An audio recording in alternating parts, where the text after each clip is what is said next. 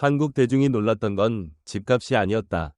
2022년 TV조선 프로그램을 통해 공개된 박창근의 집은 온 나라를 깜짝 놀라게 했다. 그는 내일은 국민가수 우승자로 3억 원의 상금을 받은 직후였고, 모두가 예상한 건 넓은 평수의 새 아파트, 한강이 보이는 뷰, 성공의 상징 같은 공간이었다. 하지만 카메라가 비춘 현실은 완전히 달랐다.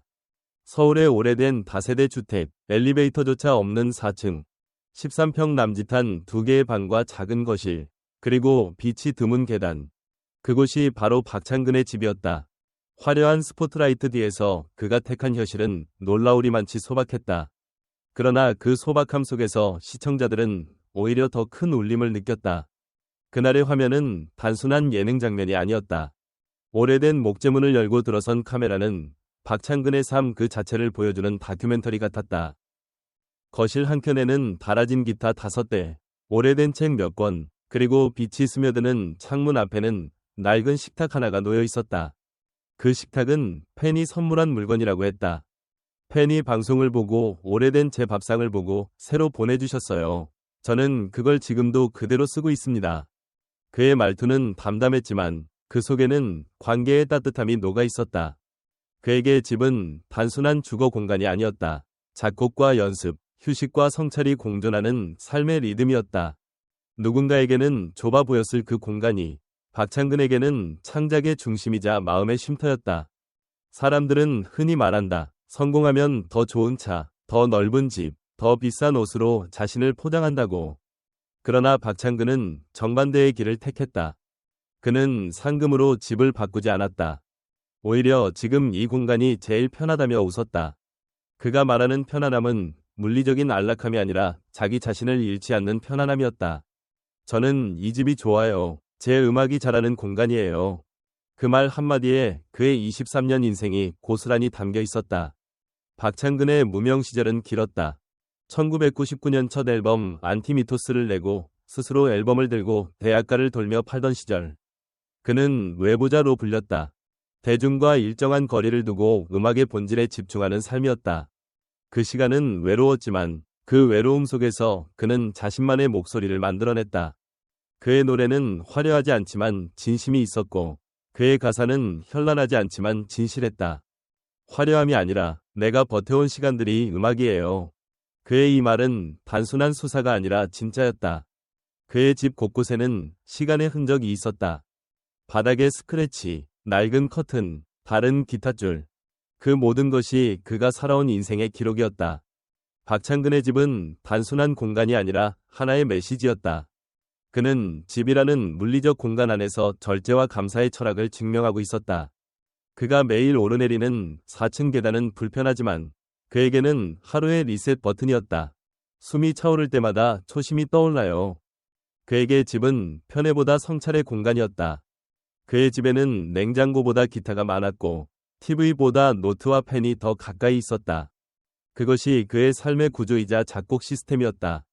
영감이 떠오를 때면 곧바로 기타를 잡고 노트를 펼쳤다.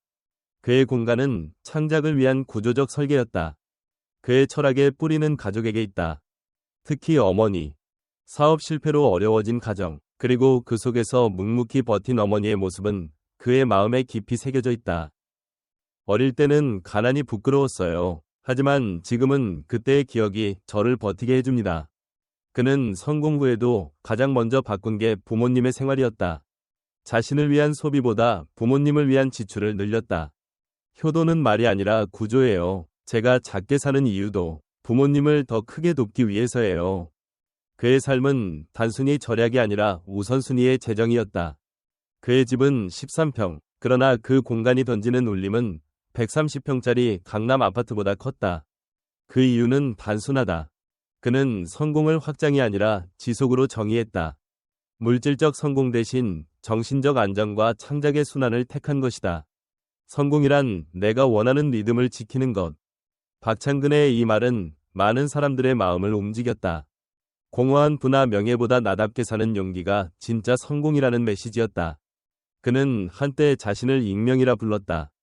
하지만 이제는 외부자, 아웃사이드 아우라라고 말한다. 둘 다 비슷해 보이지만 의미는 완전히 다르다. 익명은 존재하지 않는 사람을 뜻하지만 외부자는 스스로 거리를 둔 사람을 의미한다. 그는 그 거리를 선택했다.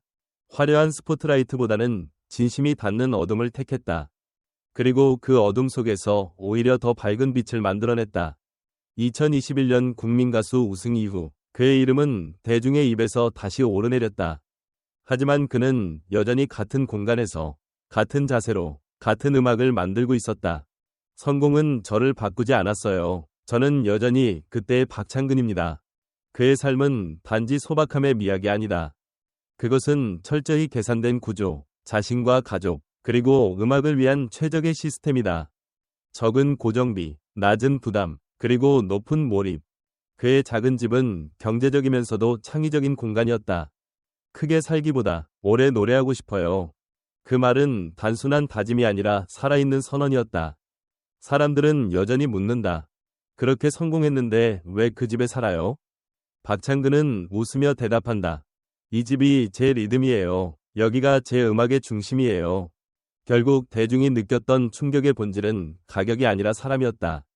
화려한 삶을 거부하고 자신만의 페이스로 살아가는 용기. 그 단단한 철학이야말로 박창근이 세상에 보여준 진짜 성공의 풍경이었다. 여러분이라면 성공 후 무엇을 바꾸겠습니까? 집, 차, 아니면 자신을 지탱해온 무언가? 박창근은 그 질문에 이렇게 답했다. 저는 바꾸지 않았습니다. 그게 제가 지켜야 할 음악의 첫 번째 음표였으니까요. 오늘도 그의 13평짜리 집은 서울의 한 모퉁이에서 그를 감싸고 있다. 그 안에는 기타 5대와 식탁 하나, 그리고 변함없는 한 사람의 철학이 있다. 그의 음악은 화려한 조명이 아니라 한 사람의 진심이 얼마나 단단할 수 있는가를 보여주는 증거다. 그래서 결국 충격의 본질은 가격이 아니라 박창근이라는 사람의 깊이였다.